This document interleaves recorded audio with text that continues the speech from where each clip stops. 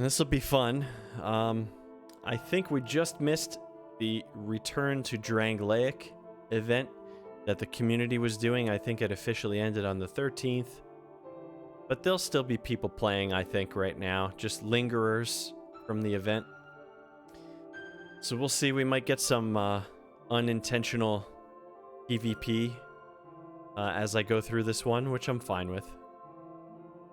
PvP is not the Dark Souls series' strong point in general, but it's still fun. Makes it more exciting. So we'll see if any of that happens. But I'm going to be playing through this the same way I played the first one. Following a checklist, which I have pulled up here separately. Yep. And not being as familiar with this game, I'm going to have to reference it a lot more. So I have a lot of the gameplay flow of the first game I had memorized. I don't have that level of memorization on deck for this one, so I'll be referencing it more to make sure we don't miss anything. But some really good improvements as far as completion is concerned in the second game.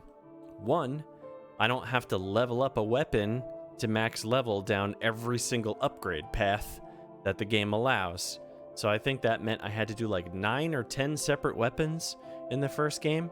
Don't have to do that this time. I can just pick whichever path I like the best, which is going to be very standard, the boring vanilla path. And that counts. Like, the achievement pops regardless of which path you choose, and there's not separate ones. Also, the grind should be a little bit better too. I'm still going to have to play through twice and then pop into a third playthrough for some extra things, very similar to the first game. But what's nice about this one also is there are ways to skip parts of the game based on how many souls you earn in a run. So basically, there are some goals you have to hit in your first playthrough in order to open up parts of the game, certain bosses you have to kill, etc.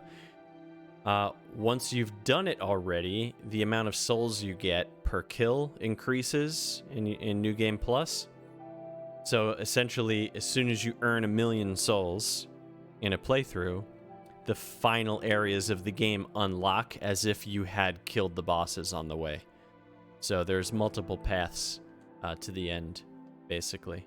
Yeah, it's a good feature. It's good for when you're playing multiple playthroughs and you don't want to do every single little thing every time. You're just trying to get to a specific point. The game makes it a little bit easier. There's still a bit of a grind included in that. A little bit. We might have to... You can multi-kill bosses in this game with a pretty interesting feature too, upping the difficulty each time. So I might have to do that with one of the specific bosses that's kind of easy to deal with, no matter how much you ramp up the damage. In my second playthrough to unlock the end, or the third playthrough maybe, just to unlock the final area. But we'll see. It should be pretty smooth. But the trade-off is that this game is long. If I remember right, this game is quite a bit longer, like larger than the first game. Much more ambitious in scope. And diversity. So yeah, it's exciting. Alright, I'll stop talking now. Well, I won't stop talking. But I'll stop stalling. Let's jump right in.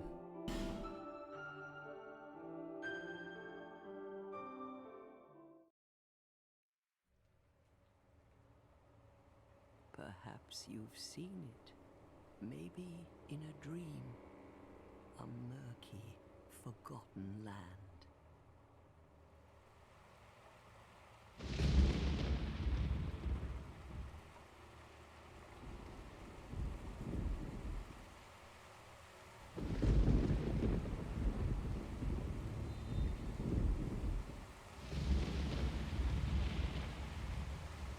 A place where souls may mend your ailing mind.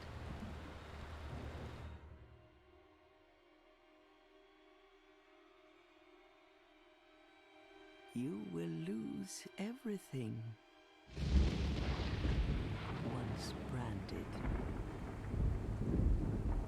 the symbol of the curse.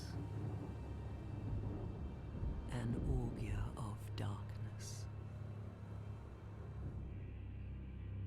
Your past, your future, your very light.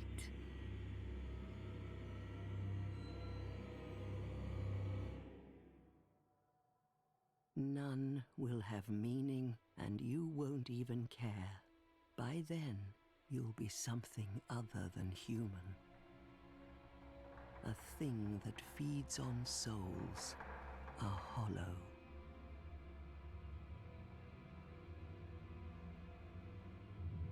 Long ago, in a walled-off land far to the north, a great king built a great kingdom. I believe they called it Drang Lake. Perhaps you're familiar.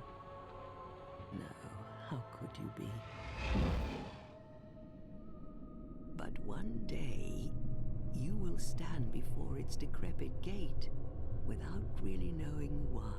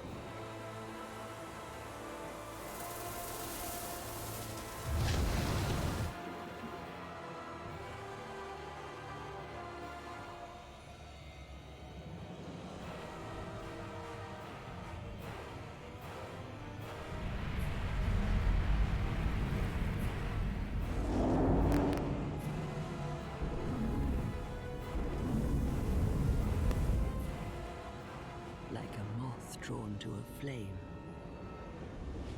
your wings will burn in anguish. Time after time.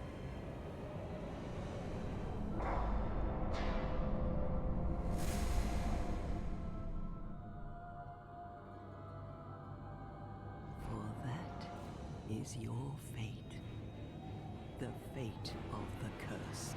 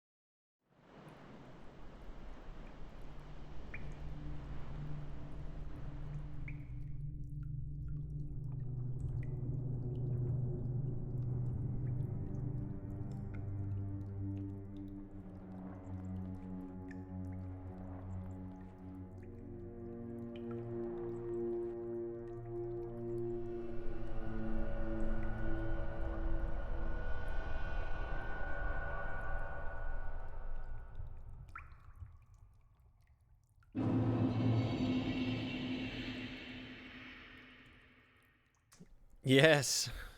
Okay. Awesome. Yeah, I love that intro, actually. Much more expansive than the first one. About you. It's a little bit more personal. The intro to the first game was very like, you know, there were these great lords and they killed the dragons and it's cool. And it makes you interested in the world, but not in you. This game focuses more on your story. Not really. Like, it doesn't give you backstory, but it kind of it insinuates that you were once a regular person with a family and a life, and it just melts away. Memory fades, and all that's left is this gameplay loop. So we start, what, things betwixt? Yeah, the lighting is much better. The lighting engine in this game, they were very proud of it at the time, I remember. So they go to great lengths to do cool things with the lighting in this one. I remember that. All right. Now I have to kind of settle in. So I have to play with a couple things real quick here now that we're in. How is this going to work when I have to tab out? Let's see what this does to my stream. Oh, okay. Nothing really. So it's not really going to have an effect on you when I have to switch over to the checklist. Okay, that's good. That's good. Ooh, the mouse controls. Ooh. So what I should do then is make this smaller. But it spins my screen around still as if I'm still in it. Well, there we go. Enjoy the motion sickness. There we go.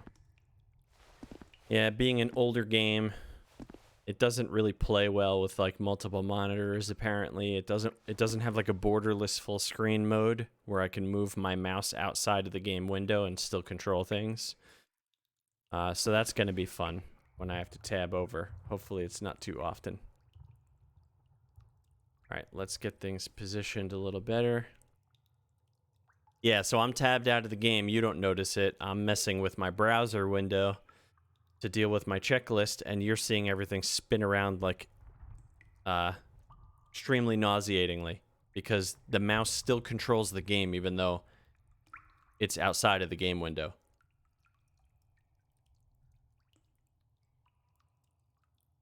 All right. So, differences. I have to get used to this again. Right, one hand, two hands. So the controls are pretty much the same. Roll, attack, parry, block. Yeah, the parrying. Ugh, the parrying's so much more annoying to pull off. Timing is much more strict, if I remember right. Okay. All right, what else are we dealing with? What do they start you with here? Well, big improvements already. 10 items you can carry on your belt to switch through instead of 5. 4 rings at the same time instead of 2. That's going to free up my build a lot. 3 weapons, left and right hand, that I can switch between. So they give you a lot more variety without having to go into menus. All right, so they start you with not terrible stuff, actually. And as soon as we can, I'm going to try to pick up the armor set I chose to go through all these 3 games with exists in all 3 games in a similar form. So I'm going to have a very consistent looking character through all 3 playthroughs. I'm going to go with the same weapon and that same armor set as soon as we can pick it up. Okay, so this all makes sense. Stats, I think, have changed a bit. Inventory. Right. Online play items. Yeah. Yeah, to a degree. You'll see how like wacky it gets compared to the first game for sure. But yeah, the general like feel of the game is very consistent. It's in the details of the gameplay feel. Like you'd have to hold the controller and see what I mean, but there are differences to the way it feels for sure. Yeah, and they messed with the stats a little bit. They actually made it more complex, which is fine. I already know what I'm aiming towards, but it's going to take more of a stat investment this time to get there because I have to worry about an additional stat, adaptability, ADP.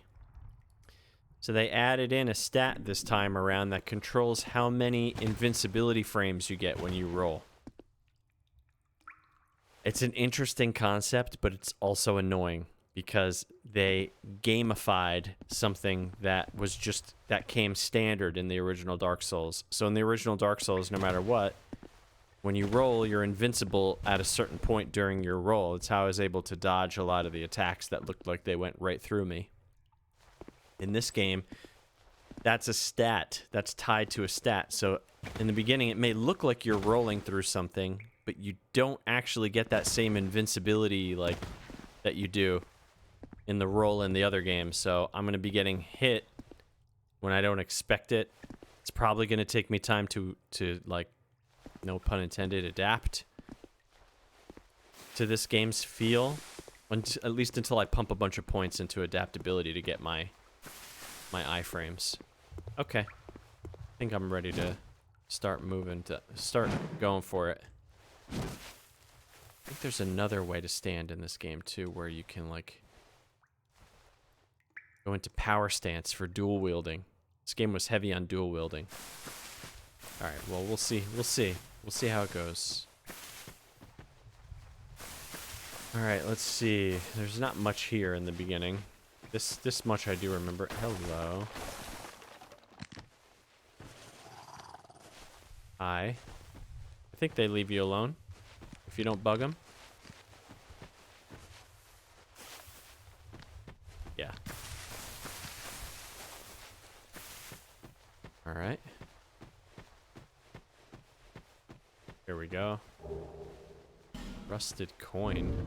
I think that's just sell or trade. Oh, no. It boosts your item discovery, your luck. Temporarily. Interesting. So, the time might come if we're farming something that I'll actually use those.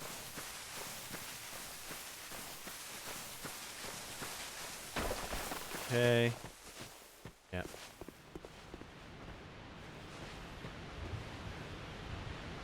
Yep. No, we're gonna not go through here yet. That's death. Uh-huh. I can pick that up.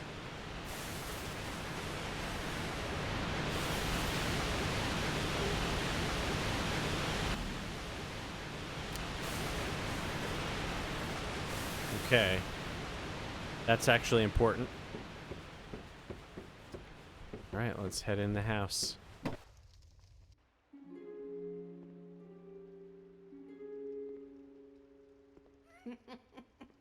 What seems to be the ruckus? Oh my, your face.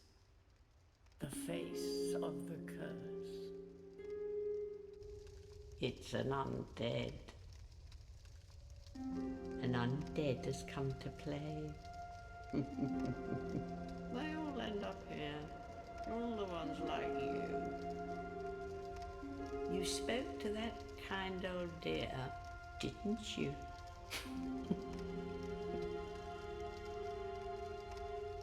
You're finished. You'll go hollow. Yes, you'll become one of them. Hollows prey upon men, feast upon their souls. This is the fate of the cursed.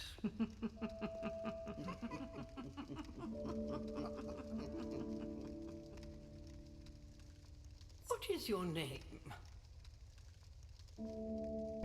Right. Okay.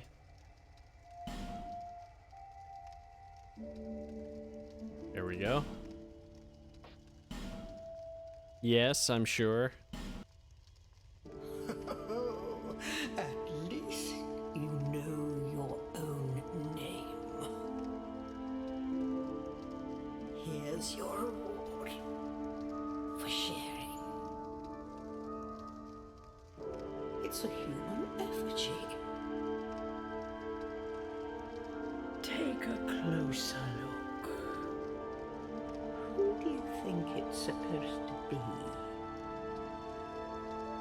Think back, deep into your past.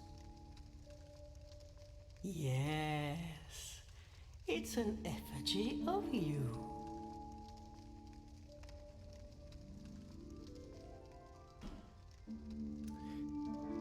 Right.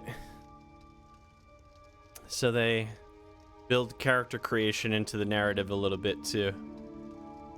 Well, all right. Hold on though.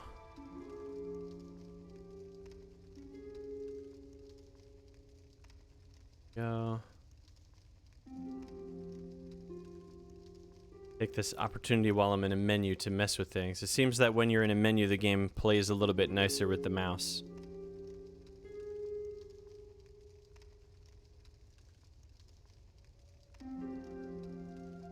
Okay.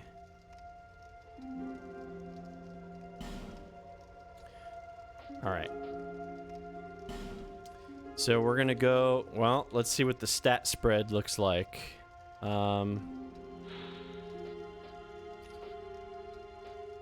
We're focusing on getting my adaptability up as quick as possible to like a decent level so I can roll.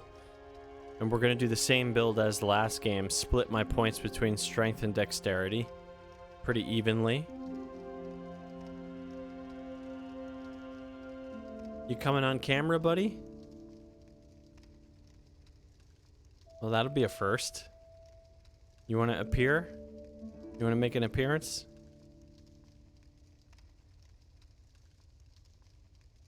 My cat. We're gonna split our stats between strength and dexterity evenly again, and dump the rest into endurance and vigor and vitality. They even split those stats a little bit more.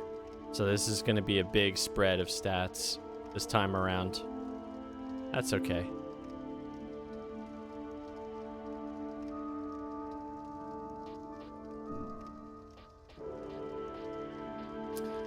So we gotta pick the one that fits that mold the best, probably. It's most likely gonna be the knight.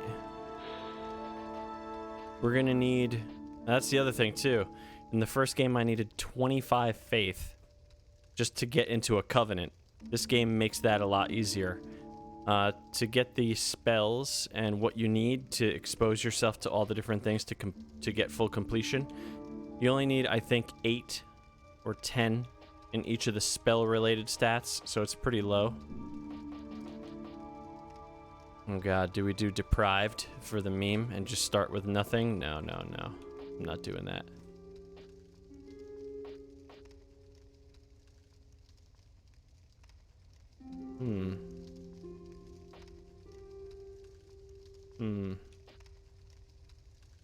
Yeah, deprived. The first game had the same thing.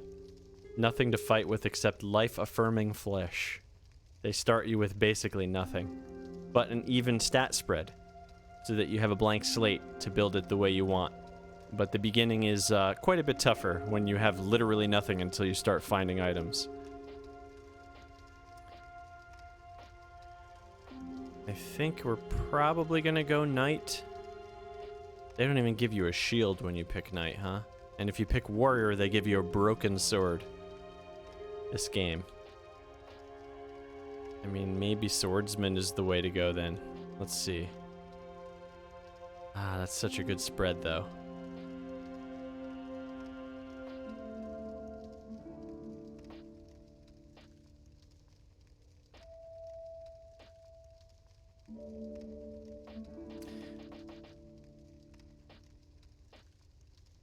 Yeah, did we go warrior?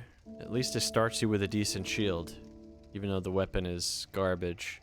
We'll pick up a good weapon pretty early, I think. So we could go warrior. Do I get any weapons like right up front? Yeah, that shield will matter. Or I dual wield for a little bit.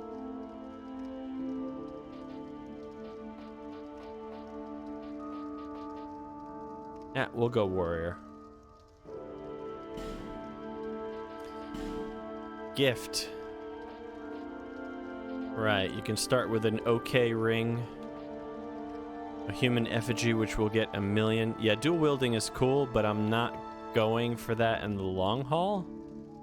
So maybe I'll mess with it like mid-game a little bit or something once I actually get a good weapon for it.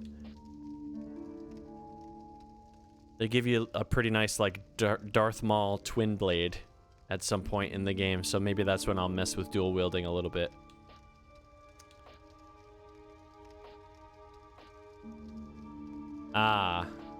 Petrified something. That might be the way to go.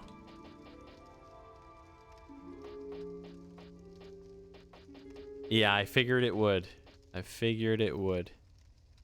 Yeah, let's go for the petrified something. You'll see what that's about.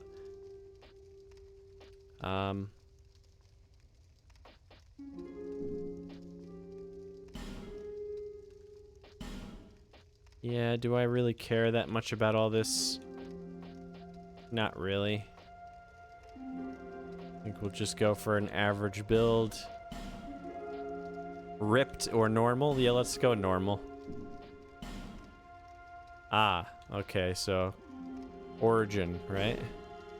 Wow, they give you like no choices. Oh, the character creator in this one is pretty memey. It's pretty bad. It's the worst of all of them, I think. By far. Yeah, it's pretty bad. Let's just go normal. Normal mode. Yeah, we're not doing all this. This is my true self. All people come here for the same reason. Oh, to yeah. break the curse. You're no different, I should think. Doesn't stand a chance. Well, you never know.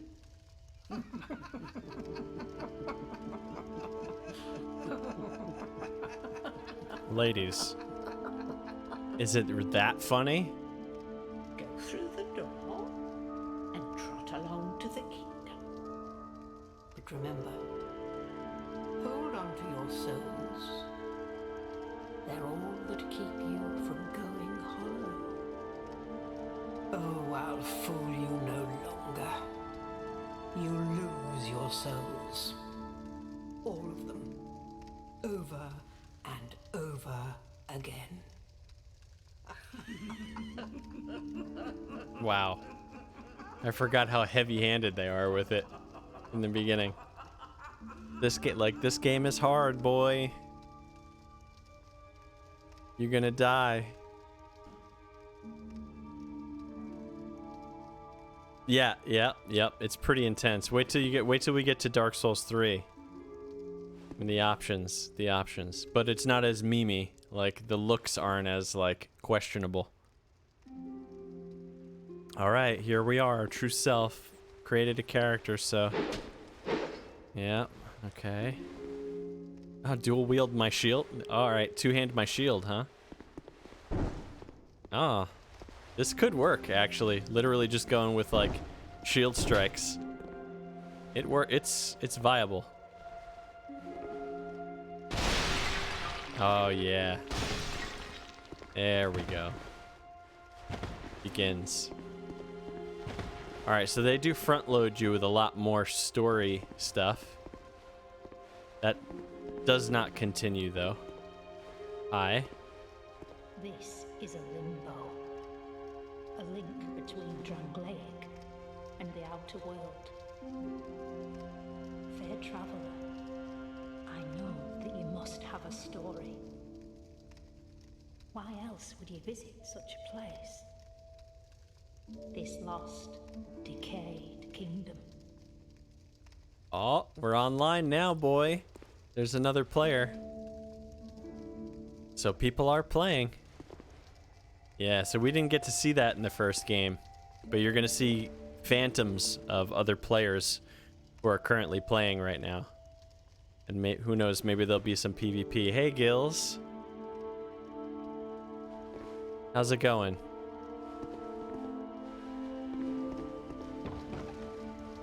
Oh, boy. Yep. I forgot about this, too. So, it's like they're punishing you for the first game. I used to attack the chests to make sure they were real. You can't do that in this game anymore because you can accidentally break chests if they're real, and then the contents become rubbish, and you never get to find out what was in the chest. I'm good, starting a new game, super excited, ready to go.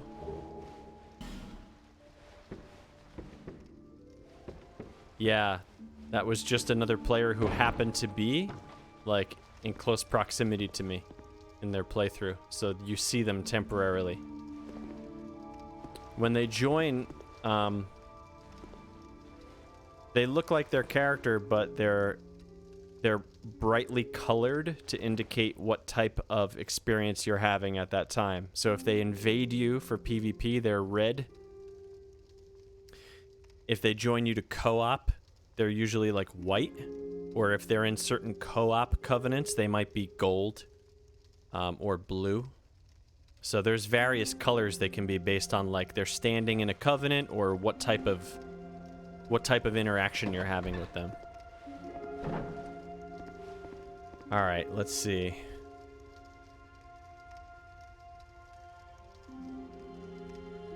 Ah, okay, this is what it wants me to do, huh? Makes sense.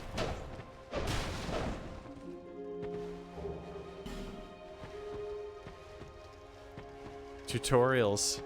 Yes, yes, yes. First bonfire. Sweet. Right, torches are a thing in this game too now. So, how does that work? Is it in my equipment screen? Yes. So that torch icon in the center with a 5-minute timer. You pick up torches in this game, and each one you pick up adds 5 minutes to your torch timer, and you can walk around with a lit torch to light, you know, dark areas, but only until you run out of time on your torch. Setting up our evening phasmophobia runs with friends. Ooh. Ah, of course. Yeah. Hi. Welcome. Now you're really here. Dad joke means you're actually here.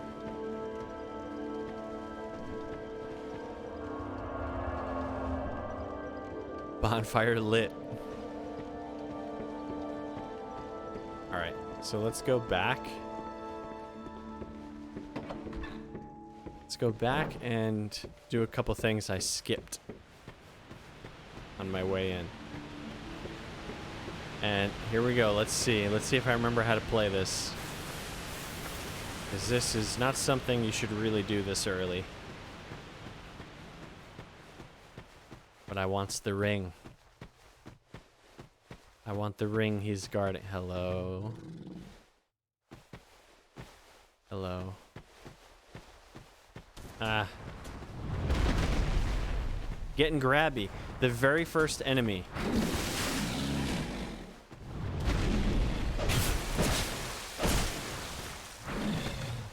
Okay, so far so good.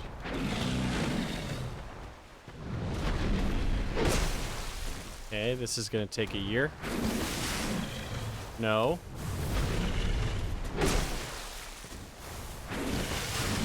Ow. That was close. Cornered me.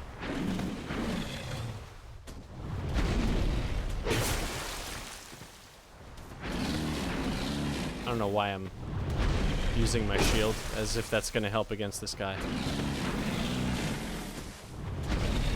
Alright, come back this way. Yeah. No grabbing.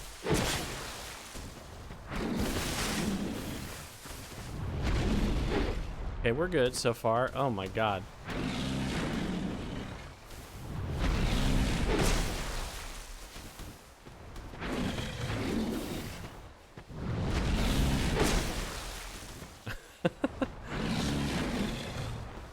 Tried to fist pump.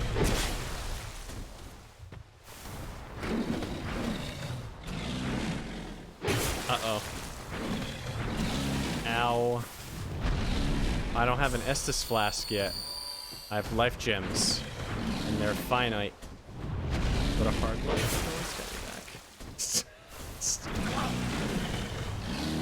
back.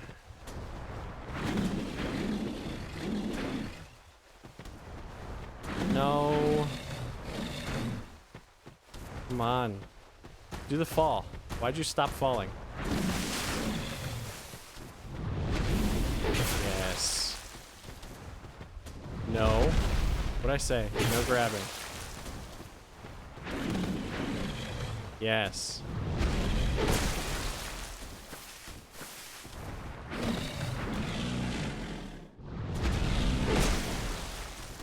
Oh boy. Beefy.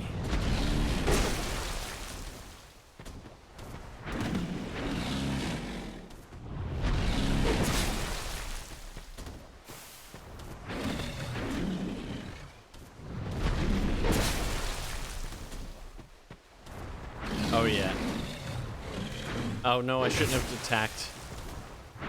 Ooh, that's probably a one-hit kill. Yeah, I should not attack when he does that one. Where am I? There we go. Okay. No. Ah, that's way quicker attack. Maybe I'll go for that. And I missed. Oh my. That was a terrible plan. Life gem. It's so slow.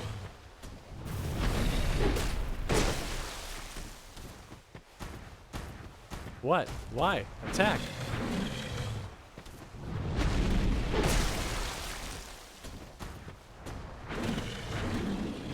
The dad bod.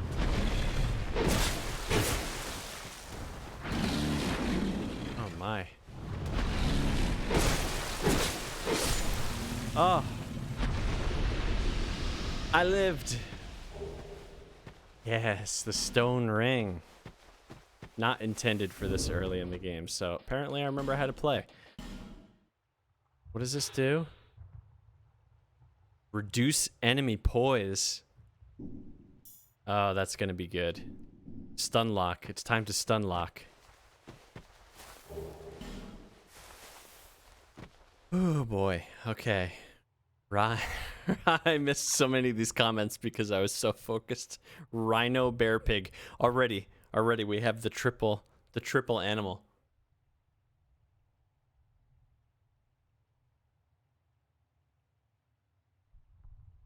Oh, okay.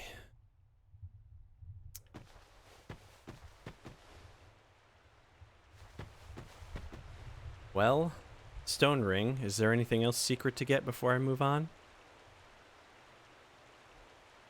No, not really.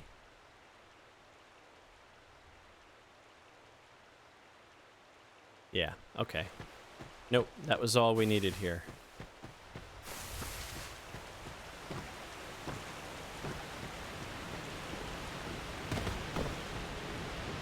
Okay.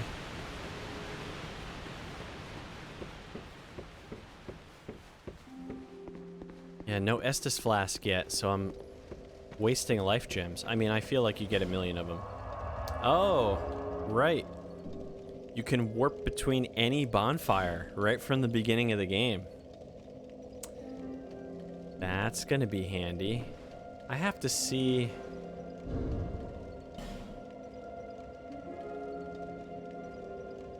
How is my camera? Oh, not so hot. Hold on. It's blocking my souls. Man, where do I go for this one?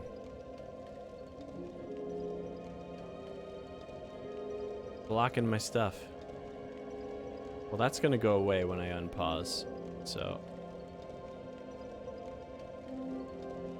Stop trying to lock me.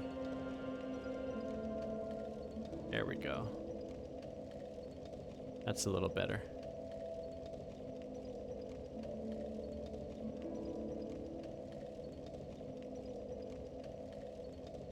Okay. I'm gonna start checking stuff off now too, so I know what I've done.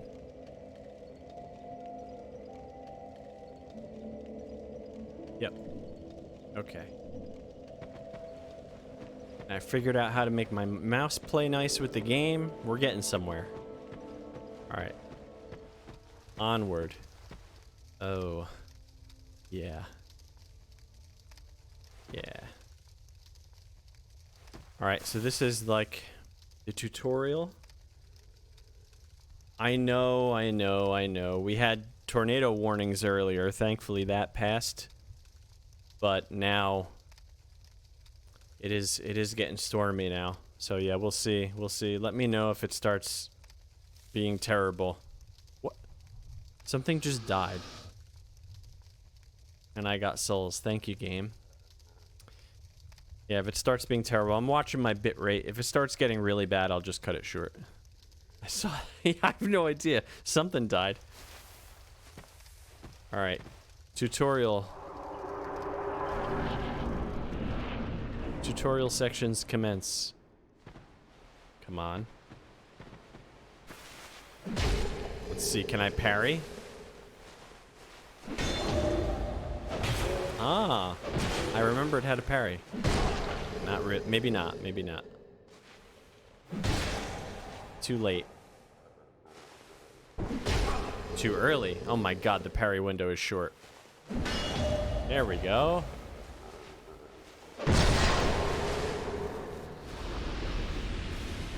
Okay, that was totally not worth it. But I should start getting used to it now. Come on. Too late again. Man, it's so specific.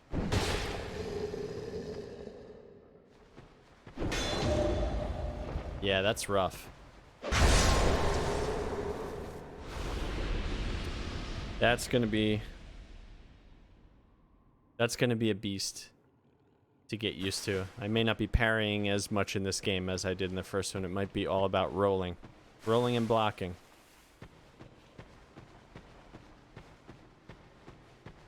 Hi. And just killing. Killing works too.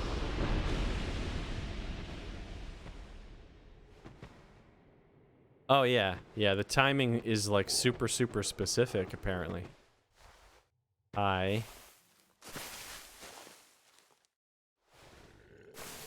Oh, here's where it teaches you how to backstab. Good night. Right? Yeah. Backstab. More of you, huh? Okay.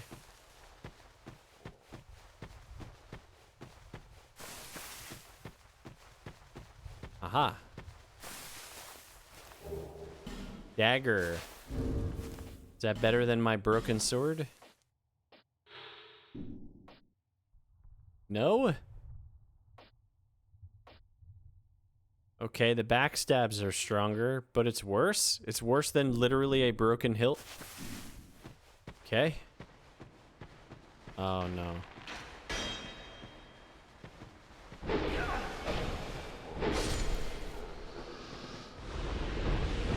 Okay.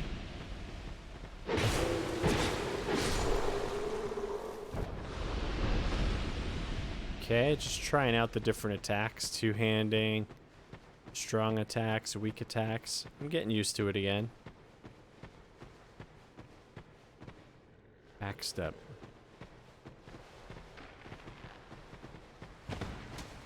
Okay, come on.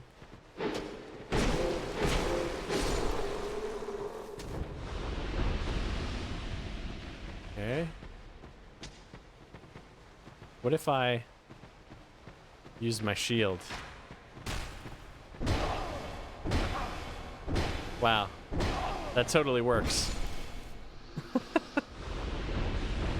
I can just shield smash them all day if I really wanted to. Talk about safe. Yeah, you're blocking while you do it, so it's definitely a safe option. Shield strats? Yes. I thought that would appeal. I thought that would appeal. Ah, this game's version. This game's invisible bird that talks to you and wants things. So in the first game, it wanted things that were warm and soft. LOL. And in this game, it wants shiny and smooth, I think.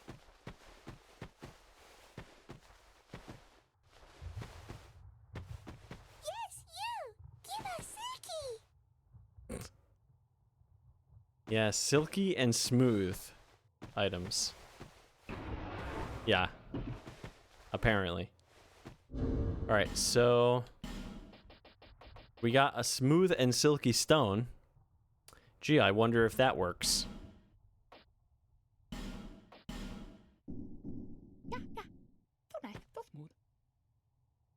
Yeah! Silky smooth! Well, what are you going to give me in trade? A lot of souls, actually. Okay. Give it smooth. And the reason I chose the petrified something... Yeah, oh yeah, totally. Totally.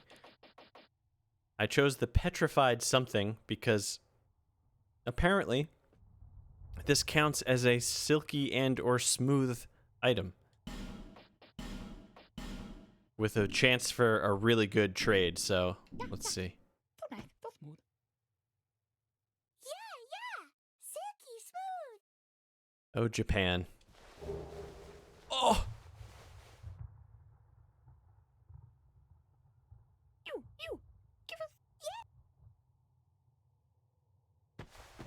I mean, Titanite slab. Well, literally the highest level of Titanite, extremely hard to get. So now, once I get the weapon I'm going to play through the game with, we can use that to push it up to its highest level. Well, that's done. 2 seconds into the game.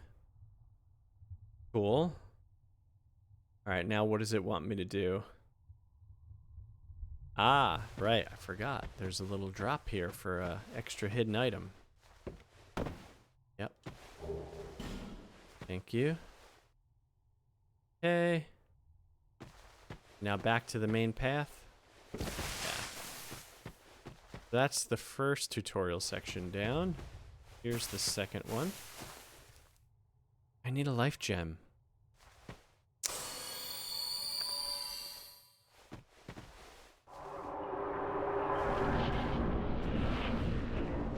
Yes, more tutorials I don't need.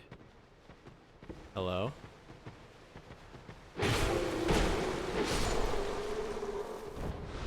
Hi. Ow. Okay.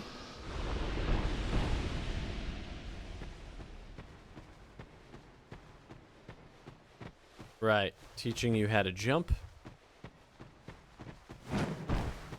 Which is so bad in this game, it's barely a jump. You get 0 height. Thank you. An amber herb. I will literally never use it. Ooh.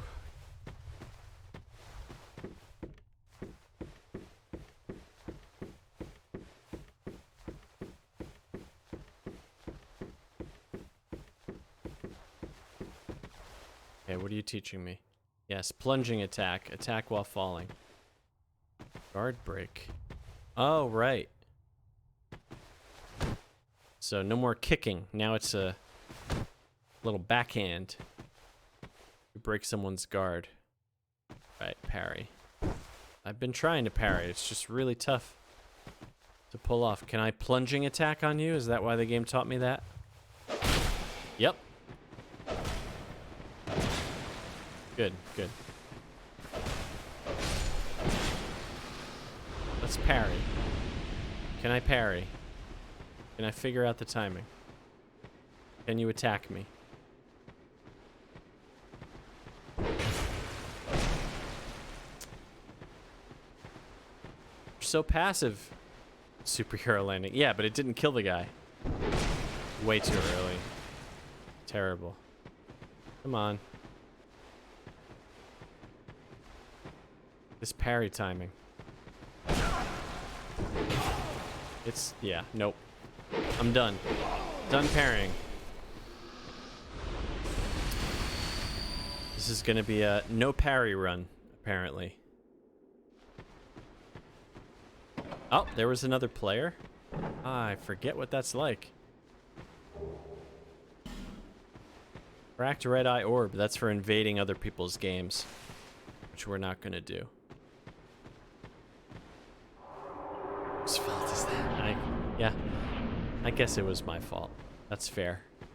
That is fair. Yep, we did this, we did this.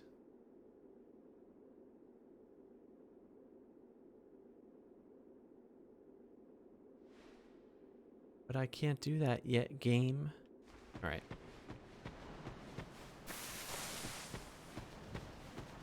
So across here is just check out this room you can't get to yet.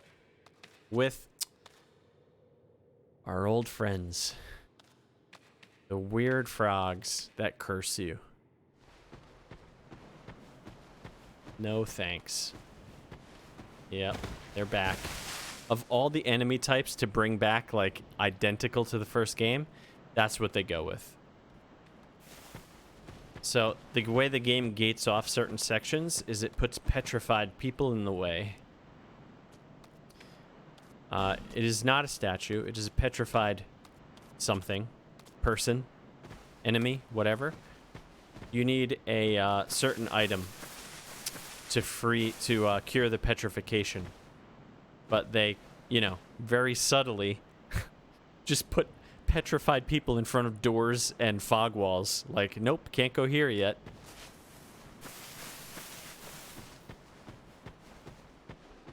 All right, we made it out. So let me catch things up here.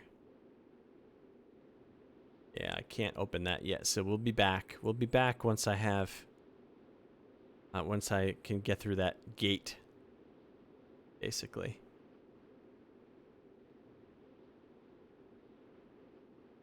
Okay.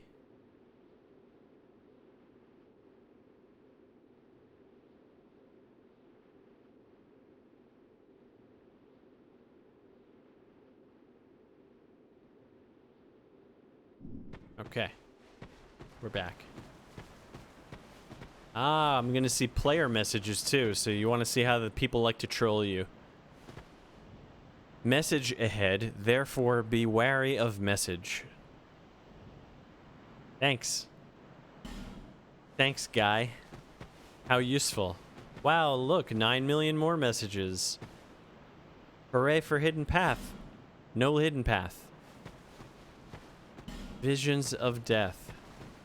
Try switch and then be wary of enemy. That's actually kind of useful. Despair. Don't give up, horse. I kind of like... I'm going to give you an upvote. I'm going to give you an updoot for that. Don't give up, skeleton. Okay, so here's the thing. During the Return to Drangleic event that the player base does from February to early March every year, what you're supposed to do is randomly leave messages that say, "Don't give up, skeleton." It's basically the secret code that lets other people participating in the event know that, you know, the person who left this message is participating. So you'll see these ratings. This is other people giving an upvote to the message. So it's pretty crazy for such an old game that this message got 600 upvotes just from random people who stumbled across it. And not everyone who plays online will see it. You have to be like regionally close to the person who left the message, like geographically kind of close in real life to see it. So a lot of people apparently were playing during this event, so I have a feeling we're going to get invaded. I have a feeling it's going to happen. All these bloodstains are people dying as well. These are players who died. Somehow. If you touch them, you can see how they died.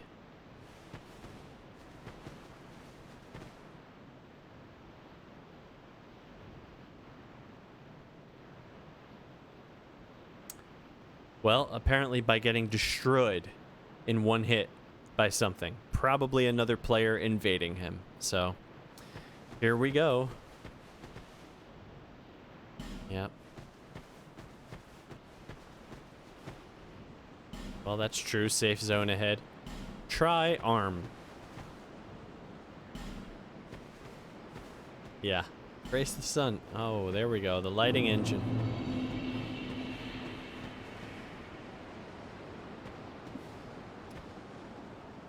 All right. Welcome to the new hub. This is the... Yeah, this is the Firelink Shrine, basically, of Dark Souls 2. This is the hub where you keep coming back to. This is where all the NPCs gather. This is where the shops are, the blacksmith. And yeah, it is quite pretty. Majula is quite pretty. It's my favorite of all the hub areas in all the games. I think something ahead. Yeah, this actually is not a troll. You can get some extra stuff by doing this. Yep. Morning Star. Cleric Sacred Chime, that's for casting spells, so goodbye to that, but could the Morning Star be better than what I have? Oh yeah. Oh yeah. Okay. How's the attack though? Super slow? No, it's alright. Alright, we're going Morning Star for now. Binoculars. Okay. Let's get those on our item slot. Where are my binoculars? I just picked up binoculars. Where are they? Oh, do I have to equip them like a weapon? Alright. It's all good.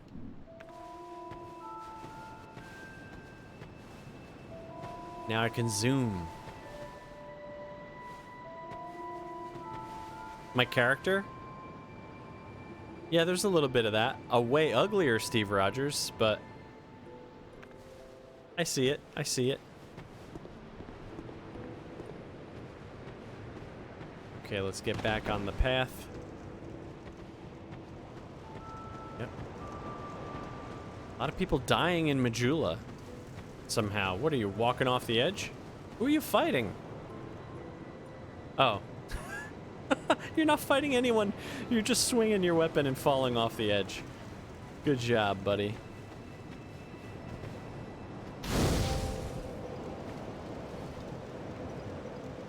Lit. We did it. So now I assume, yep. Now I get the ability to warp right from the beginning of the game. Very nice. And maybe the most iconic character of the game. Right there. That's what I'm basing my YouTube thumbnails for this playthrough off of. Is this pose by this character right here.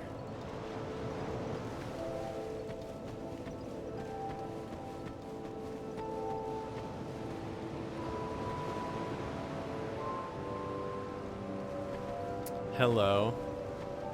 Are you the next monarch? Or merely a pawn of fate? Bearer of the curse, I will remain by your side till this frail hope shatters. Take this with you. May it ease your journey. Estus Flask. Go on and see the king. He who made Drangleic what it once was. He who peered at the essence of the soul. King Vendrin.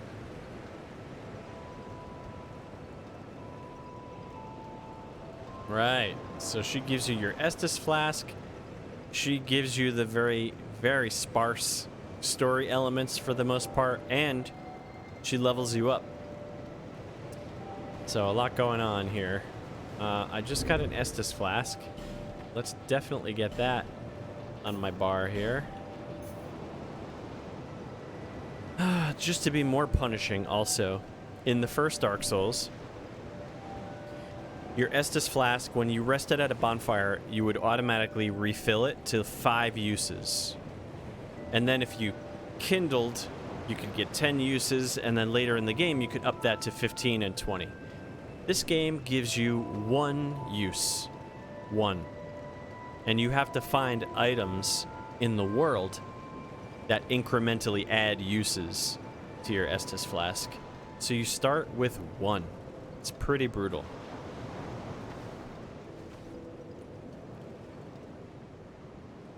Bearer of the curse, seek misery. For misery will lead you to greater, stronger souls. Indeed. You will never meet the king with a soul so frail and pallid.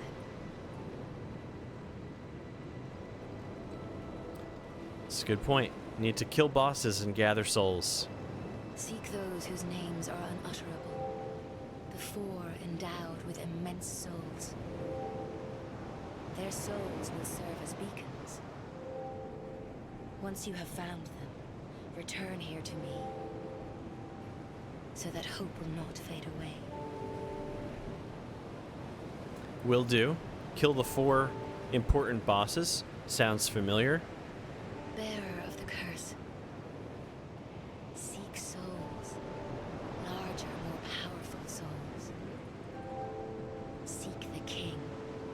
That is the only way. Lest this land swallow you whole, as it has so many others.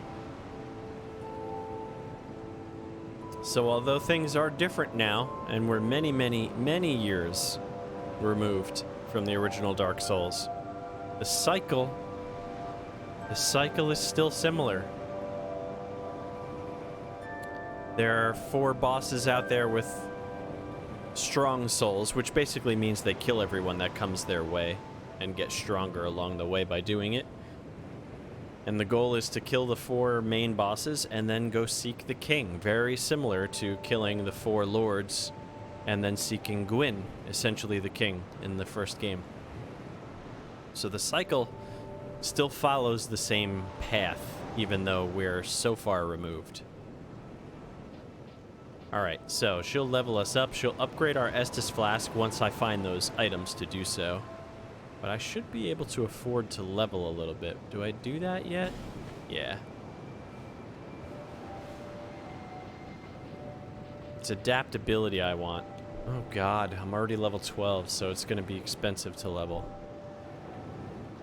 It's the king character from the last game, or is that a spoiler? Nope, she said his name in the dialogue. We're after King Vendrick. He was the king of Drangleic, the kingdom in this game. Yeah, she mentioned it super quickly in her dialogue. Alright, so I think the first thing we're going to have to do with our stats is get our adaptability, our intelligence, and our faith up a little bit. We're going to need 8 each of intelligence and faith to talk to certain NPCs, which is way easier than getting 25 points, so I'm fine with it. We're going to probably focus on adaptability to get our agility up so I can roll more effectively. Then I'll start pumping the stats I actually care about, because we start with really high strength and dexterity, which is what I care about. So that's good. We don't have to worry about those for a while.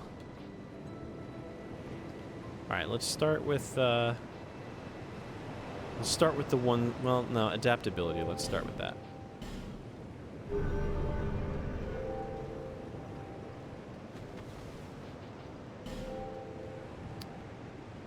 All right, Emerald Herald. Thanks for that.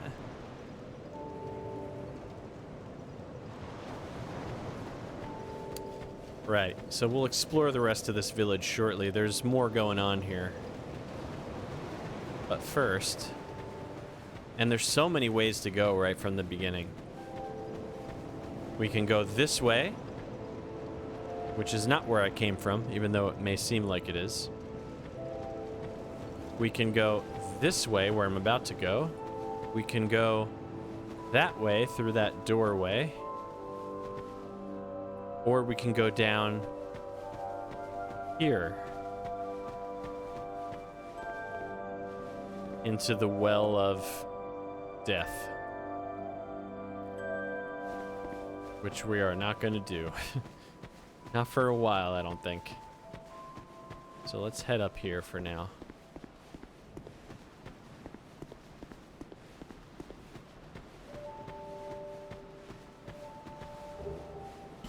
Divine Blessing. That's always good. Fully heals you, but then it's gone. But it does it, it's instantly.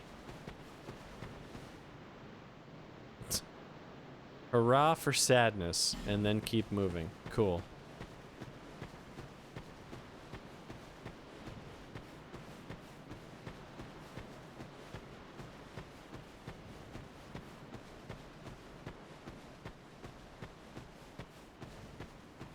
Here we go. Hey, buddy. It's quite a weapon you got there. Have you business with me? The way yonder is all blocked up, you see, by this god-awful statue. Heavens above! Who thought it a good idea to put it there? Oof, I'm in quite the pickle now.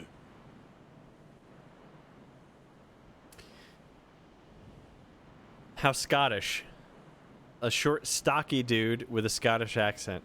Very, very Tolkien of you, game. See that statue? Gives me the willies. You stare at it for long enough, it starts to look alive. It just doesn't seem quite right. There are no craftsmen round these parts. Hey, you don't think a real-life person was turned to stone, do you? Well, I mean, once you see the statue, it's pretty clear a real-life person was turned to stone. I mean,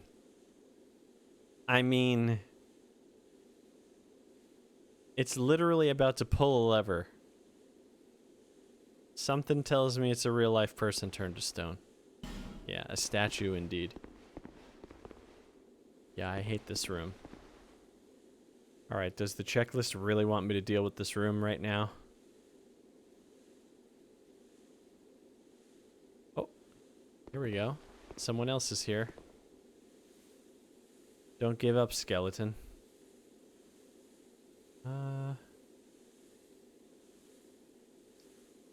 Yeah. Okay, fine. I guess it does want me to deal with this room. This is gonna be not fun at all.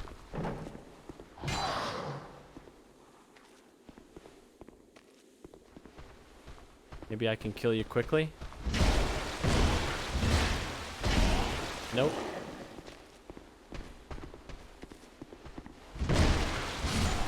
Good enough.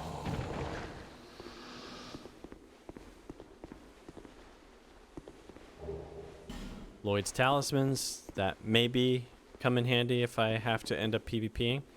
Yeah. I'm telling you, this game is wacky. It's much more diverse and bizarre than the first game, for sure. Alright. Fine. Yeah, there's nothing else to get here for now. That's what I thought. See that statue? Yeah. Yes, it is a real-life person.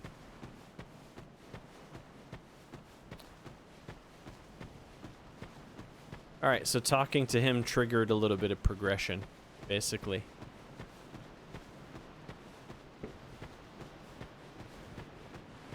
But that's a dead end for now.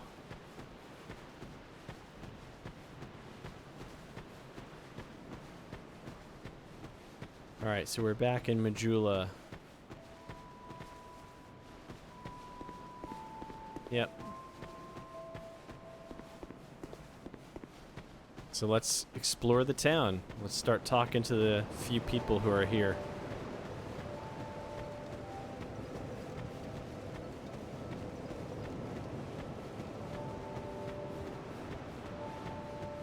Yeah, our friend. This voice actor, this specific character type, he's in every single Dark Souls game. He's always like kind of giving up on life. Yeah, actually usually gives you some good information. You're undead, aren't you? You have that distinct scent, the smell of irreversible fate. This is Majula. It is a kind of settlement. A place where life is almost normal. And in Drang Lake these days, there are very few places like that. I am Solden. And like you, I lost everything. And now I'm here. You probably heard that it was possible to break the curse here.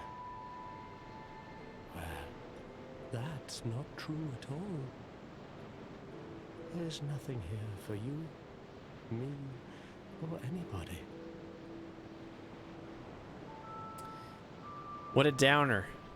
Do you know much about souls? Even I'm not certain, but I'm told that the soul is the essence of life itself. Anything living, sentient or no, supposedly has one. What we call the curse is traceable to the soul. Do you see what that means? No. To be alive, to walk this earth. That's the real curse, right there. Buddy. We undead will never die. And that's quite a predicament, really. Oh, buddy. Just... No. No. Cheer up. Cheer up. There are 4 beings in this land with giant souls. And wherever you go from here, you will sooner or later come up against them. Each has a powerful soul and a terrible curse. If that frightens you, then you ought to just give up right now, like I have. Well, at least he comes right out and says it.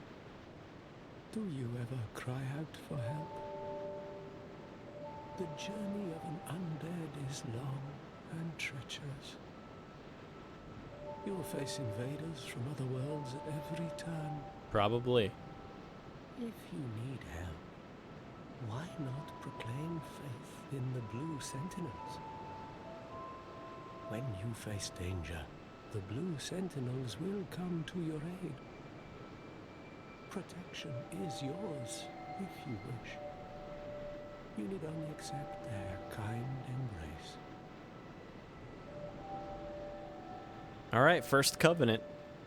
So yeah, this is kind of cool, especially since this is here right at the beginning of the game, where new players encounter it early if they bother talking, you know, to NPCs more than once in a row. What this does is if you join the Way of Blue, which I will join all the covenants, what happens is if you're part of the Way of Blue and you get invaded by someone, you know, invades your world to PvP, someone else from the Blue Sentinels Covenant, another player from the Blue Sentinels Covenant, will be flagged online and say, hey, someone in the Way of Blue is getting attacked. Do you want to go help them? And if they say yes, they join your game to co-op with you to take down the invader. So it can become pretty chaotic, actually.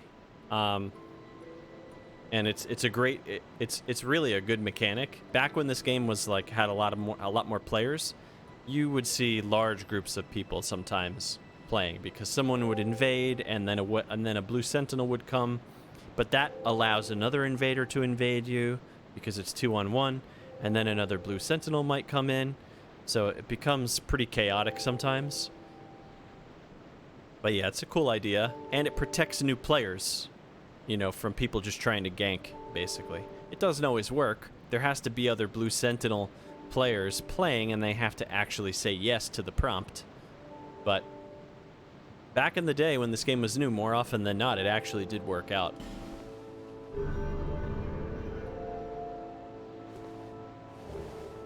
There we go.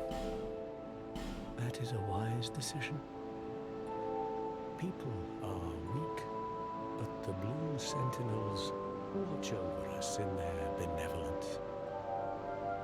Let the Sentinels cradle you in their embrace. The Sentinels are people too, so by your logic, they're weak also, but fine. Fine, Salden, thank you. What's nice is the ring, I think, also actually gives you health. Yeah, it gives you a little bit of health. Like 20-something-ish? 24? So we'll wear it for now. A little more health is always good. Okay. So that's that down. This checklist is great. Every single person I find, the checklist says, optionally kill this person for these items. It's like, no, I'm just not just gonna murder people. We're not doing that this time around. Not at least until I'm at the very end of the playthrough and I can murder everybody before we go into playthrough 2. Ah, yeah, this is another fun stat. So this plaque as well. Yeah, there we go. That's how many times people have died while playing online since the game's release. 449 million deaths. Very satisfying. Of course, that's the one stat the game would make visible to the player base. How many times they've died. Very self-aware. Okay. Yep. Let's see, next. And I think there's some items around here too I can pick up as we go. Or at least I thought so. Maybe it's around this corner? Yes. Souls. Souls are good. Here we go. It's locked. Okay. How about we just hop right in? Like, hop through this waist high, chest high? I bet that's what this message is about. Yeah. Indeed. Indeed. What's the matter? Can't get in? Who are you? Oh, it doesn't matter. Just help me open this door. I packed my tools in here, seeing it was vacant. And now somebody's gone and locked the door.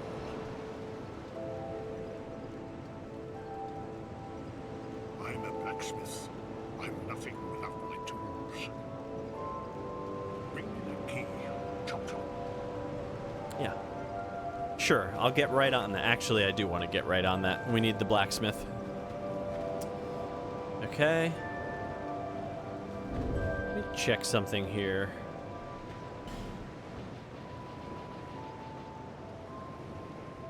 Yeah, so the music is a little loud compared to the voices and the sound effects. Let's see how that does. I'd like to be able to hear the dialogue a little bit better.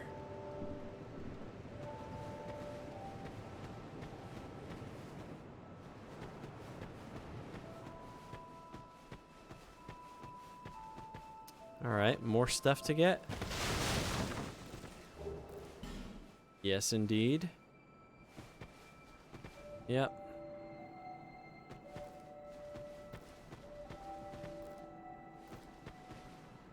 Well, this is a way forward, and we're not going to go that way yet, but there's an item on the way down. And then this leads to another covenant. Look how good at this game I am, covenant.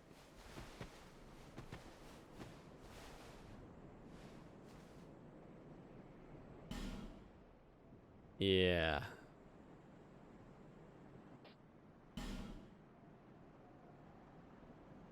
Yeah, because I want the ring.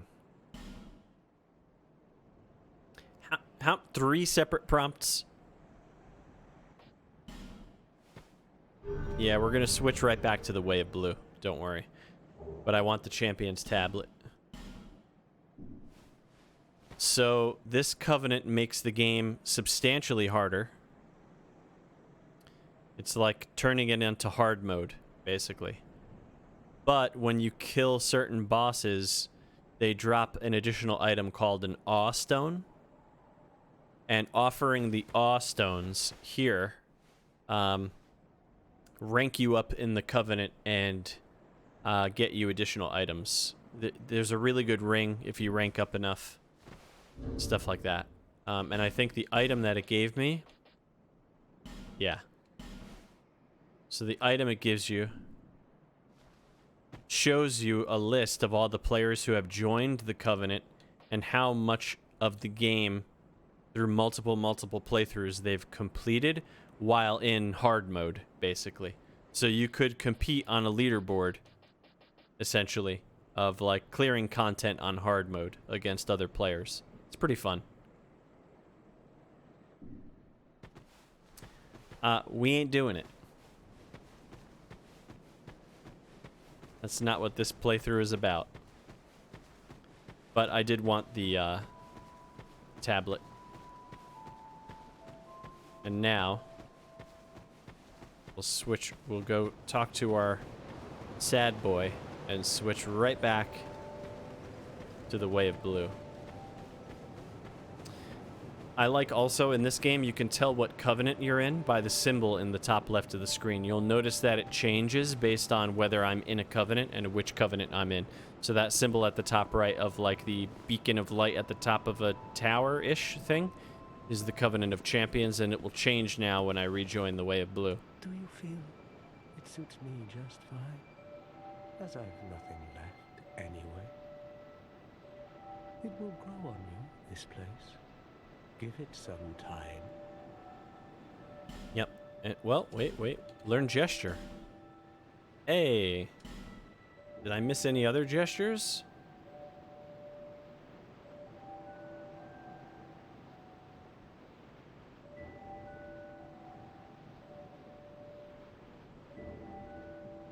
No, doesn't seem to be so.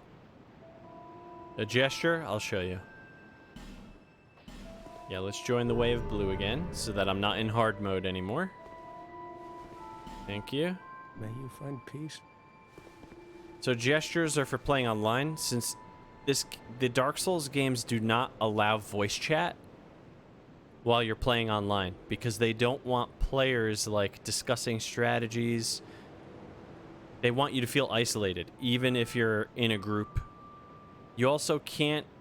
You can kind of game the system, but the netcode does its best to prevent you from playing with people you choose to play with. They want you to group up with random people that you come across in the world, not with your friends. It's not meant to be like a social multiplayer game in that way.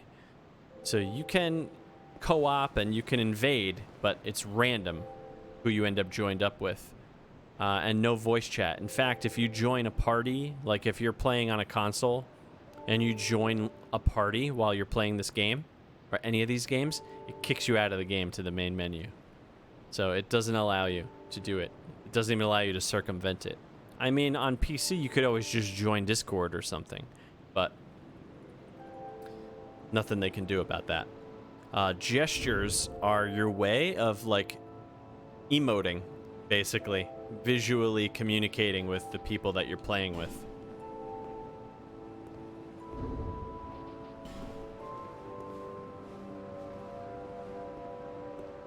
So you learn additional gestures.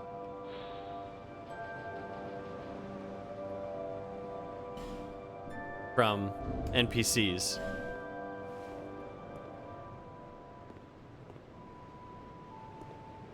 It's fun. It's mostly used by people PvPing to troll people after they kill them. Unsurprisingly. I mean,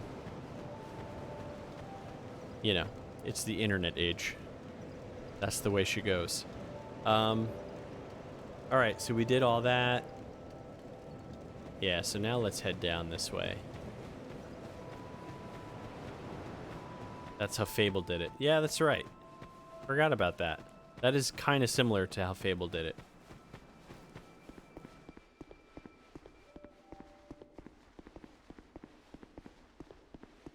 Alright, let's go...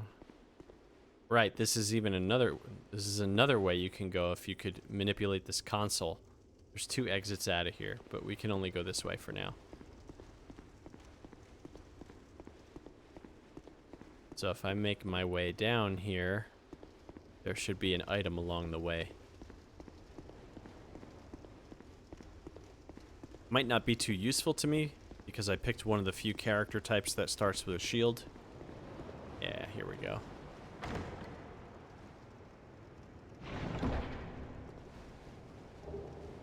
Crimson Parma. It's a shield. Is it better than the shield we have? Not likely. No. Not at all. Slightly better against magic. Worse against everything else. No thanks. Good with my iron shield. Alrighty.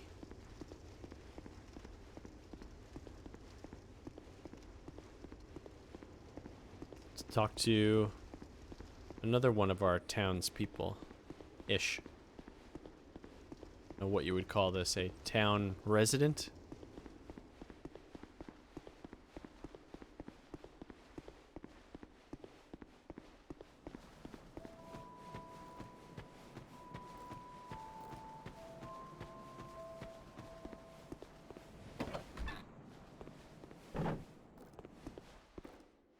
Hi.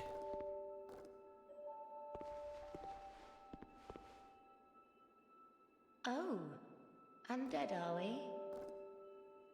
And one without much time remaining. Just about ready to fall apart, I'd say. Not exactly the time to be chatting with a cat. Well, suit yourself. Oh yes, you may call me Shalqua. Enchanté. So, what did you want anyway? Ooh, you smell wonderful. All right, cat friend. Thank you, Japan. This NPC will tell you what your standing is in each of the covenants that you've discovered, which is kind of cool. Allows you to abandon your covenant at any time so that you can pick up new ones, or turn off the effects of the covenant, like that Covenant of Champions that turns the game into hard mode.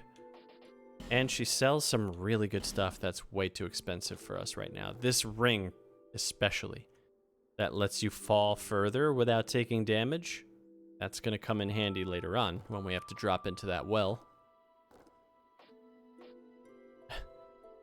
Make the game harder items like this easier to be detected by enemies. Cool. That's kind of cool if you're playing online. You can link up with people of the same covenant more easily. And this is definitely going to come in handy at a specific point later. There are a couple NPC type creatures that you can't speak to unless you can talk to monsters, basically. And then some quality of life stuff, homeward bones, and items I won't use. Nothing suited you, I presume? Correct. Well, that's dismaying. Apparently, amusing is what you meant. Can I just break this? Yes. Love these games. Hey. If I go into this corner... This is a newbie trap back here. There are these tiny pig enemies that will just destroy you if you're not ready for it. But I think you can do something fun with them by actually killing them. Hold on, let me see. That's actually the case.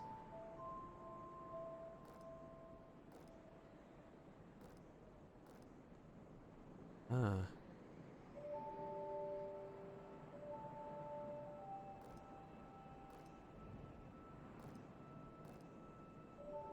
Yeah, I'm not doing it. It's not worth it. You can kill these pigs over and over. They'll eventually respawn as slightly larger pigs, and then if you kill those over and over, they eventually respawn as one giant pig. But it doesn't do anything for you except being an Easter egg. Okay. If you spend 1,000, yes, that's what we want. Okay, so that's what we're going to be spending our souls on in the beginning. Okay. Let's start popping soul items. Because oh, that was a lot.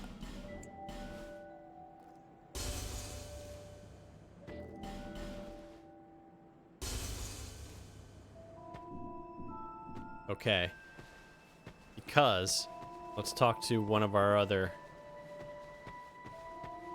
I think our last, the shop guy. Hello there. Welcome to my shop. I'm Morlin, and I sell armor. Oh, sorry, Please do have a look at my wares. I could really use the business. If you'd be so kind. Sure. Oh, here's the shield I'm wearing. Cool. Ah, they made this shield not as good this time around. Interesting. Okay. So essentially, this guy's inventory expands when you kill bosses. He sells their like item sets and sometimes their weapons, I think. But more importantly, when you spend a certain amount of money with him, he expands his inventory to sell the armor set that I want to wear for the rest of the playthrough. So we need to spend 1,000 souls with him. So I'll just buy this, I guess, because it's exactly 1,000.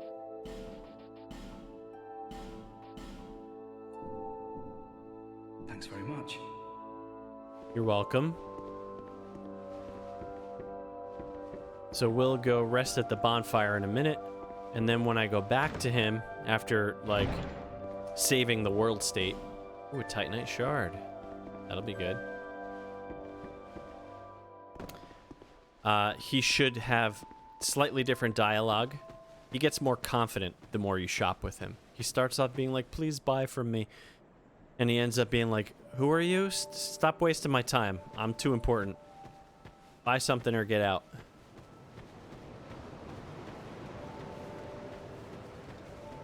The more souls you give him, the more cocky he gets. Alright, let's see.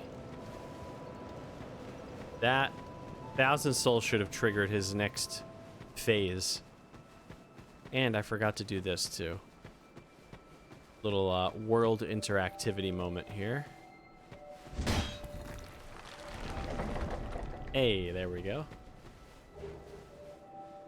Estus Flask Shard. So, now we have 2 uses from our flask. And if I talk to our boy again, he should be slightly more confident, I think. Yep, he's even moved off the floor and onto a chair. Oh, I was hoping that you would come. I've stocked some new things, and I thought that you might be interested. They've been selling rather well, and I may step up operations soon. I'm surprising even myself, to be honest. Yep, Star Fox Adventures. Oh my god. Star Fox Adventures. I remember that game. Krazoa, right? Krazoa Palace. If I remember right. There's that weird bird. Yeah, I remember that. You had to feed these weird items, or like collect these weird items and feed it to a baby dinosaur or something. That was a weird game. I remember that. You had to get these plants, like these weird looking plants. They were called Bafomdads. I don't know why I remember that. Probably because there's been memes about it. Okay, he should sell... Yes! The Elite Knight set. This is what we want. It's kind of expensive, but not terrible. And it's the armor we're going to wear through the entire playthrough, so all of the playthroughs. So I'm definitely going to start picking it up now. Let's go for the leggings. It's the same armor set I was wearing in the first game. There's very few like item sets that they carry through from game to game. This is one of the few like iconic item sets that's in every game, so I figured let's go with that. Let's go with the helmet for now. Thanks very much. Yes, no problem.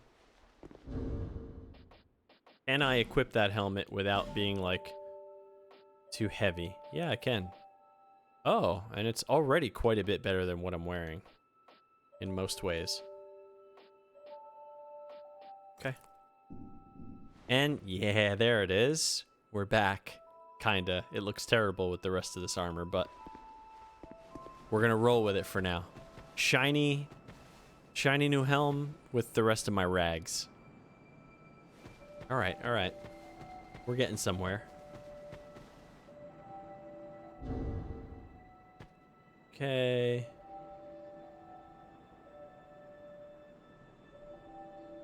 Yep.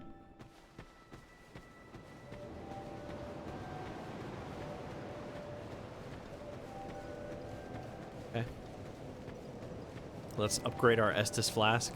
Bearer of the curse, seek souls, lest this... Yes. Give her the Estus flask shard. Now we have 2.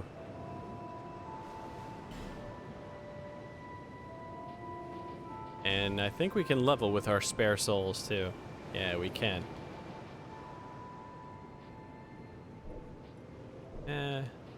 Let's level these 3 evenly until they all get to 8. Then I can leave Int and Faith behind.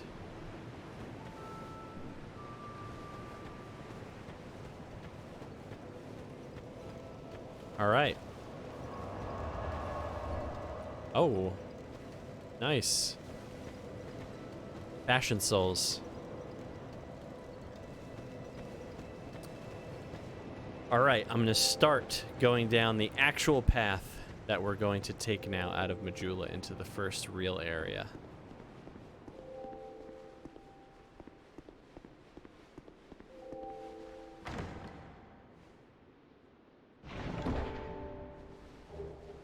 Another rusted coin.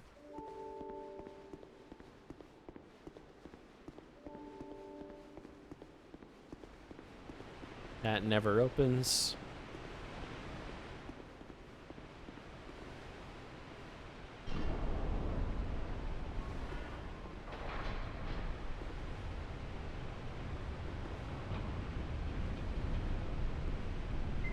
Come on.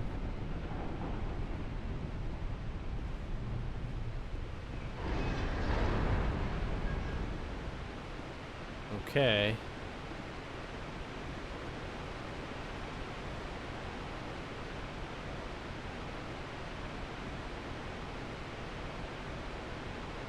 Yep.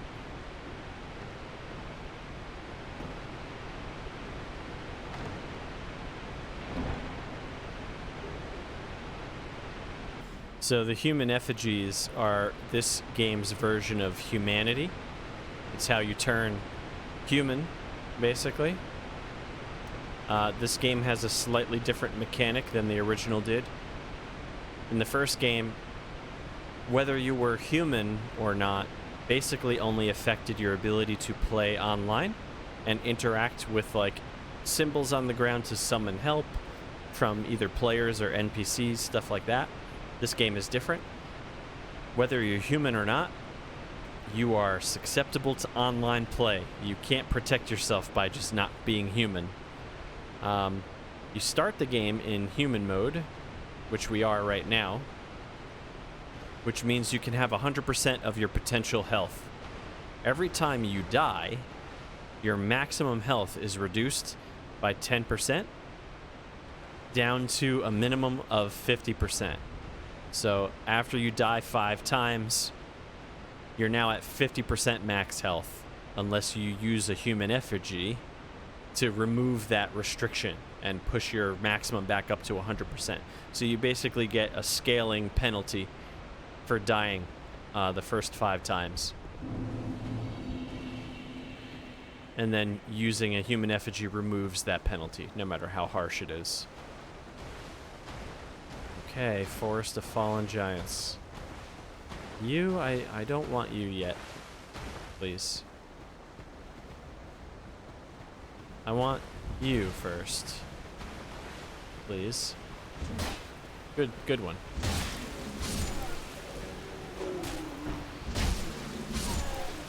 Okay.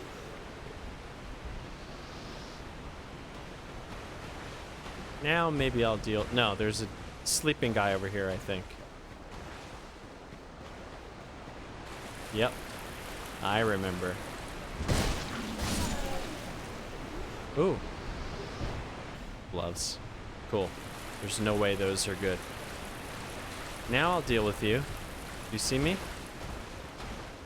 Yes. How's the Morning Star gonna do against you? A little better.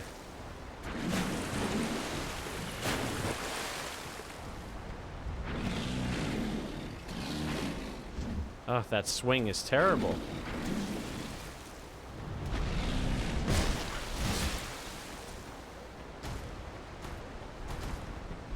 No. How did that not hurt you?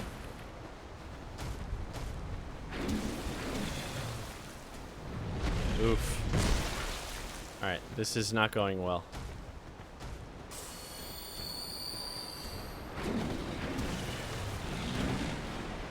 At all.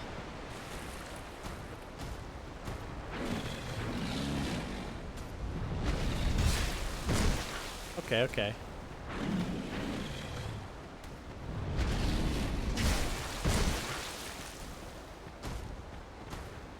Come on. Come on. Why? Oh no, I'm dead.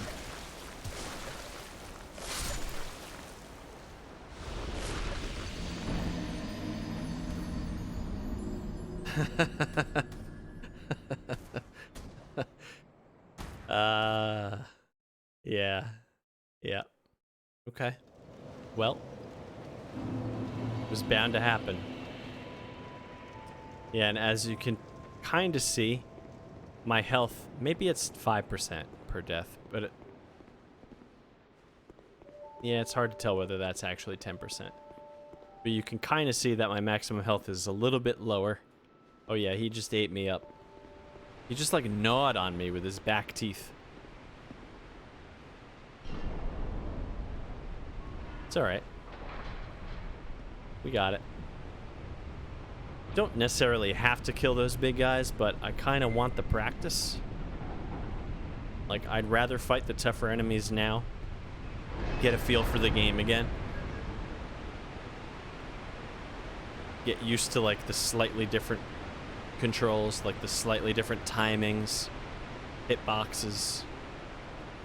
It's all just a little bit off from the first game.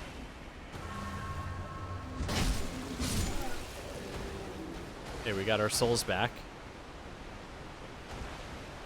Come on. Come on. Oh. Oh, that's quite a hit. Okay. Let's get this tired boy over here. Please.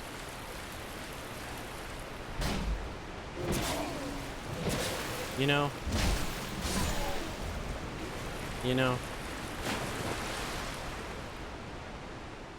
Now let's get you. Come on. How do you not see me? How? There we go. No.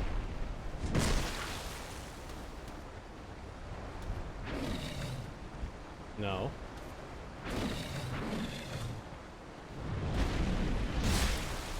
Yeah, that's quite an attack. Ah, man. Yeah, I'm definitely gonna have to get used to these hitboxes.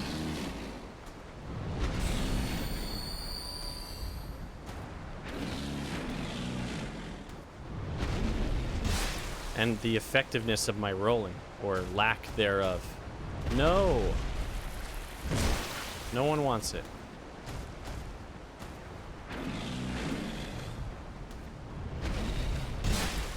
There we go. Come on. Come on. Come on. And then you do it.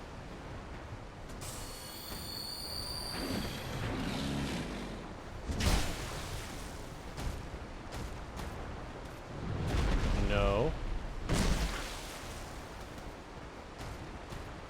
Come on.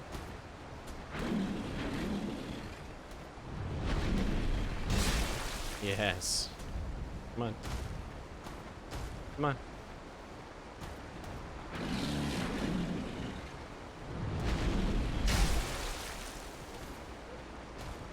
Come on. These hitboxes, though.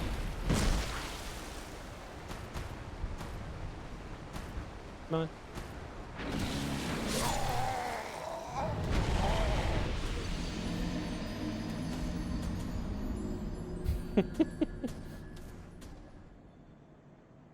All right. All right. All right, game. We got this. Third time's the charm.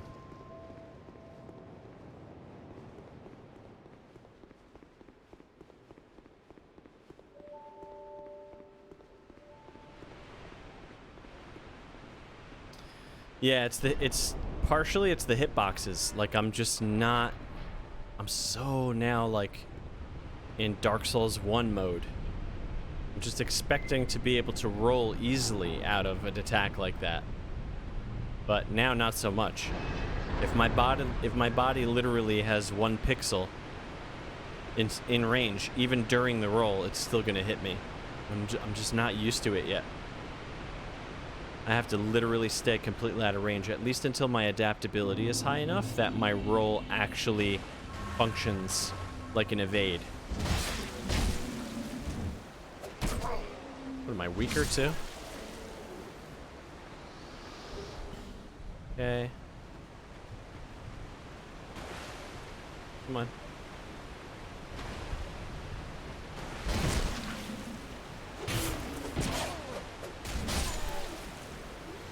No bueno.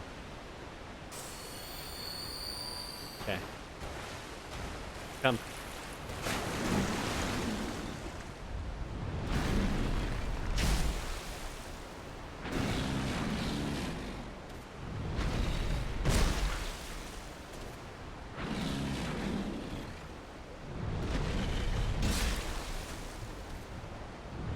No.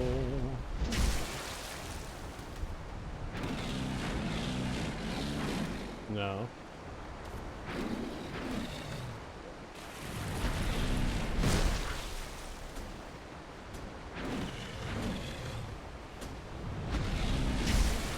Okay, okay.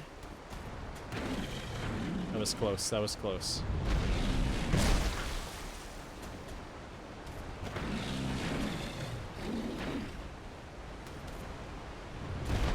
You know. Ugh.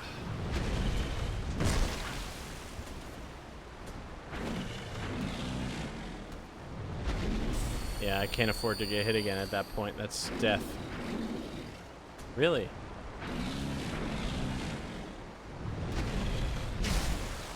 Okay.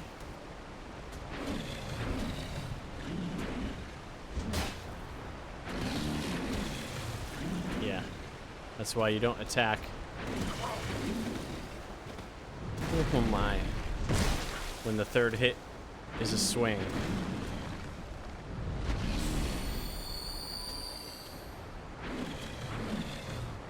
You only go for it when he falls. Okay, we're good. Man. No reward, right? No, of course not. Of course not, game. Alright, there is something up here though.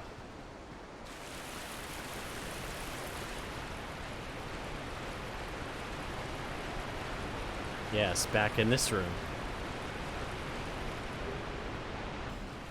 More souls. Whoa. Sneak. What a sneak. Alright. He must have been hiding in the water. It's fun. I don't remember all the enemy spawns, so I'm gonna get caught by surprise. Alright, I think this is the first bonfire.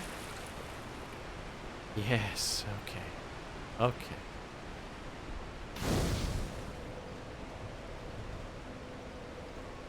Okay. Yeah, being able to warp too, super useful. Super useful. Okay, so in fact, I'm gonna take this opportunity to warp back to Majula.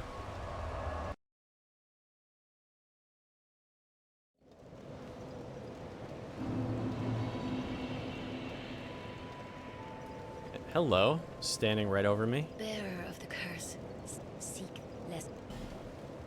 Let's level up.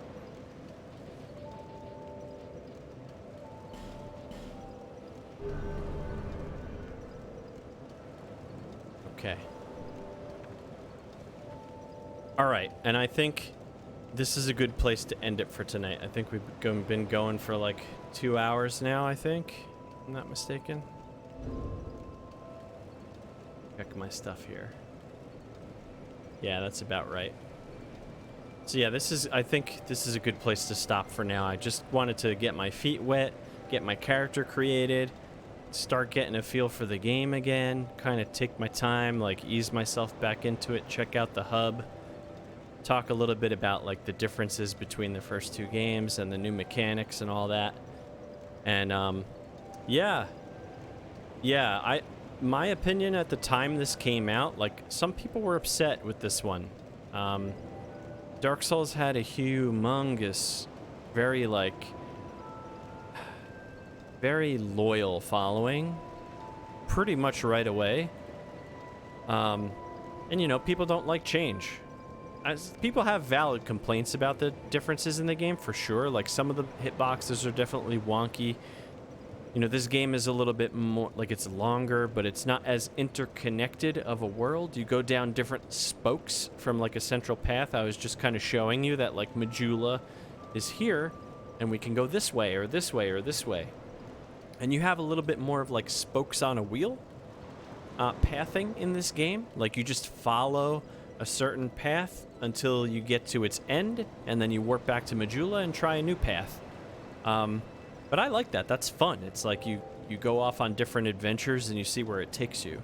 But people liked the interconnectivity of the first game where like you open a shortcut and you're like, oh my god, I'm back here. It's all connected. I love that too, don't get me wrong. I think it's genius. But this game is, it's not the first game all over again. It's different, and I appreciated that.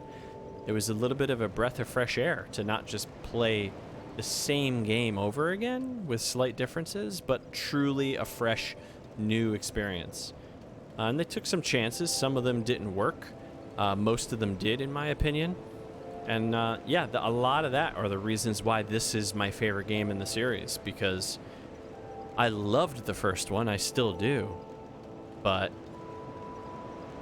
it was refreshing to see a sequel, not just copy and paste and try actual new things and go in a new direction. So anyway, good start to the game. Thanks. I hope you enjoyed.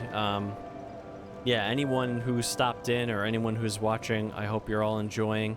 We're off on a new journey now, Dark Souls 2. It's going to be a longer one, but I'm very much looking forward to it. So, Gray and Green, everybody else, that's going to be it for tonight. Check me out Tuesdays and Thursdays around the same time, 7 Eastern, 7:30 Eastern time, for more Dark Souls. Weekends randomly for other stuff. I'm almost done with Little Nightmares, so we'll be seeing some of that this weekend. And check me out on YouTube if you want to catch up on parts of my playthroughs that you missed during my stream. I upload the VODs to YouTube chronologically, so you can catch me there. It's Sajoma YT. Otherwise, I'll see you next time. All right, guys. Take it easy. Have a good night.